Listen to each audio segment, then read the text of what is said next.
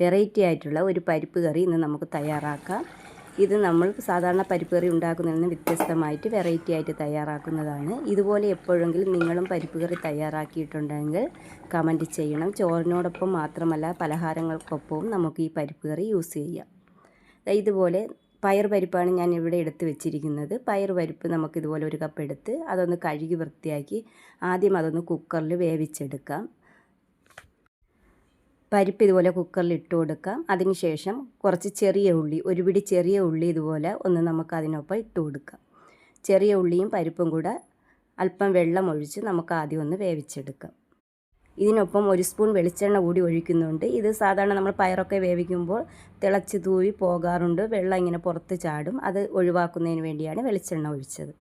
ഇനി ഇതുപോലൊരു ചട്ടി വെച്ചിട്ട് അതിലേക്ക് നമുക്ക് ആവശ്യത്തിന് വെളിച്ചെണ്ണ ഒഴിച്ചു കൊടുക്കാം. വെളിച്ചെണ്ണ ഒഴിച്ച് ചൂടായി വരുമ്പോൾ കടുക് ഇട്ട് കൊടുക്കാം. കടുക് പൊട്ടുമ്പോൾ വറ്റൽ മുളകും കറിവേപ്പില കൂടി നമുക്കിതിലേക്ക് ആഡ് ചെയ്ത് കൊടുക്കാം. തേങ്ങ അരച്ചിട്ടാണ് നമ്മൾ സാധാരണ പരിപ്പ് കറി എപ്പോഴും തയ്യാറാക്കുന്നത്. ഇത് അതിൽ നിന്നൊക്കെ വ്യത്യസ്തമായി തേങ്ങ അരയ്ക്കാതെയും നമുക്ക് വളരെ പെട്ടെന്ന് പരിപ്പ് കറി തയ്യാറാക്കാം. ഇനി ഇതിലേക്ക് ഒരു സവാള കനം കുറഞ്ഞ് അരിഞ്ഞത് നമുക്കിതിലേക്ക് ഇട്ട് കൊടുക്കാം. സവാള ഒന്ന് നല്ലതുപോലെ വഴറ്റാം. ഇതിലേക്ക് ഒരു കഷ്ണം ഇഞ്ചിയും 2 അല്ലി വെളുത്തുള്ളിയും ഒന്ന് ചതച്ചിട്ട് അതുകൂടി ഇതിലേക്ക് നമുക്ക് ഇട്ട് കൊടുക്കണം. ഇഞ്ചിയും വെളുത്തുള്ളിയും ചതച്ചത് നമുക്കിതിലേക്ക് ഇട്ട് കൊടുക്കാം. ഇതെല്ലാം നല്ലതുപോലെ ഒന്ന് വഴറ്റണം. സവാളയൊക്കെ ഒന്ന് കളർ മാറി നല്ല ബ്രൗൺ കളറായി വരണം. ഇടയ്ക്കൊന്ന് നമുക്ക് അടച്ച് വെച്ച് കൊടുക്കാം. അപ്പോൾ അടയ്ക്കുമ്പോൾ സവാള പെട്ടെന്ന് വഴന്നു വരും. സവാള എല്ലാം നല്ലതുപോലെ വഴന്നതിന് ശേഷം നമുക്ക് ഒരു തക്കാളി, ഇതുപോലെ നല്ല പഴുത്ത തക്കാളി ഇതുപോലെ ചെറുതായി കട്ട് ചെയ്ത് ഇതിലേക്ക് ഇട്ട് കൊടുക്കാം. തക്കാളി കൂടി ഇട്ട് കൊടുത്ത് തക്കാളി നല്ല വഴന്ന് വരണം. അപ്പോൾ അല്പനേരം നമുക്കിതൊന്ന് അടച്ച് വെക്കണം. സവാള ആയാലും തക്കാളി ആയാലും അടച്ച് വയ്ക്കുമ്പോൾ പെട്ടെന്ന് നമുക്കത് വഴന്ന് കിട്ടും.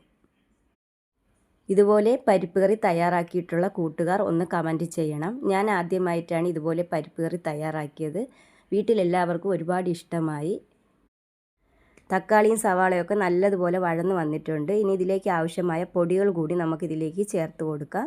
പൊടികളും ഈ എണ്ണയിലൊന്ന് കിടന്നൊന്ന് മൂത്ത് വരണം. അപ്പോൾ ആദ്യം നമുക്കൊരു 1/2 സ്പൂൺ മഞ്ഞൾപ്പൊടി ഇതിലേക്ക് ചേർത്ത് കൊടുക്കാം. 1/2 സ്പൂൺ മഞ്ഞൾപ്പൊടി ഇതിലേക്ക് ആഡ് ചെയ്ത് കൊടുത്തു. ഇനി ഇതിലേക്ക് 1 സ്പൂൺ മുളക് പൊടി കൂടി നമുക്ക് ആഡ് ചെയ്ത് കൊടുക്കാം. ഇനി 2 സ്പൂൺ മല്ലിപ്പൊടി കൂടി ഇതിലേക്ക് ആഡ് ചെയ്ത് കൊടുക്കണം. ഈ പൊടികളെല്ലാം നമുക്ക് ഈ എണ്ണയിൽ നല്ലതുപോലെ ഒന്ന് വഴറ്റിയെടുക്കണം. ഈ പൊടികളുടെ പച്ചമണമൊക്കെ മാറണം. അപ്പോൾ അതിന് വേണ്ടി നമുക്ക് ഈ എണ്ണ ഇതിലുണ്ട്. ആ എണ്ണയിൽ തന്നെ ഈ പൊടികളെല്ലാം നല്ലതുപോലെ ഒന്ന് വഴറ്റി മൂപ്പിച്ചെടുക്കണം. ഇനി ഇതിലേക്ക് ഒരു 1/4 സ്പൂൺ ഗരം മസാല പൊടി കൂടി ആഡ് ചെയ്ത് കൊടുക്കാം. നമ്മളിത് മസാല പരിപ്പ് കറിയാണ് തയ്യാറാക്കുന്നത്. ഇനി ഇതിലേക്ക് വേവിച്ച് വെച്ചിരിക്കുന്ന പരിപ്പ് കൂടി നമുക്ക് ആഡ് ചെയ്ത് കൊടുക്കാം. പരിപ്പ് കൂടി ചേർത്തിട്ട് ഈ സ്പൂൺ വെച്ചിട്ട് ഈ പരിപ്പ് നല്ലതുപോലെ ഒന്ന് ഉടച്ചെടുക്കണം. പരിപ്പ് നമ്മൾ ഉടച്ചെടുക്കുമ്പോഴാണ് ആ കറിക്കൊരു നല്ല കുറുകി നല്ല തിക്കായിട്ടിരിക്കുന്നത്. പരിപ്പ് ചേർത്ത് നല്ലതുപോലെ ഇത് ഉടച്ചതിന് ശേഷം നമുക്കിതിലേക്ക് ആവശ്യത്തിന് ഉപ്പ് ചേർത്ത് കൊടുക്കണം. നമ്മൾ നേരത്തെ പരിപ്പ് വേവിച്ചപ്പോഴും ഉപ്പൊന്നും ചേർത്തിട്ടില്ല. അപ്പോൾ ഇതിലേക്ക് കറിക്ക് ആവശ്യമായ ഉപ്പ് നമുക്കിതിലേക്ക് ആഡ് ചെയ്ത് കൊടുക്കാം. ഉപ്പും കൂടെ ചേർത്തിട്ട് നമുക്കിതിലേക്ക് 1 ഗ്ലാസ് വെള്ളം ഒഴിച്ച് നല്ലതുപോലെ ഈ പരിപ്പ് കറി ഒന്ന് തിളപ്പിക്കണം. എല്ലാം നല്ലതുപോലെ ഇളക്കി യോജിപ്പിച്ച് നല്ല ഗ്രേവിയൊക്കെ ഒന്ന് കുറുകയാണ്. ഇപ്പോഴേ നല്ല ഗ്രേവിയൊക്കെ നല്ല തിക്കായിട്ടാണ് ഇരിക്കുന്നത്. ഇനി ഇതിലേക്ക് ലാസ്റ്റിൽ നമുക്കത് ഓപ്ഷണലാണ്, വേണമെങ്കിൽ ചേർക്കാം. തേങ്ങാപ്പാൽ കൂടി ഇതിലേക്ക് നമുക്ക് ആഡ് ചെയ്ത് കൊടുക്കാം. തേങ്ങാപ്പാൽ വേണ്ടെന്നുള്ളവർക്ക് അത് സ്കിപ്പ് ചെയ്യാം. കറിയൊക്കെ നല്ല തിളച്ച് നല്ല ഗ്രേവിയൊക്കെ നല്ല കുറുകി വന്നിട്ടുണ്ട്. ഇനി ഇതിലേക്ക് നമുക്ക് തേങ്ങാപ്പാൽ കൂടി ചേർത്ത് കൊടുക്കാം.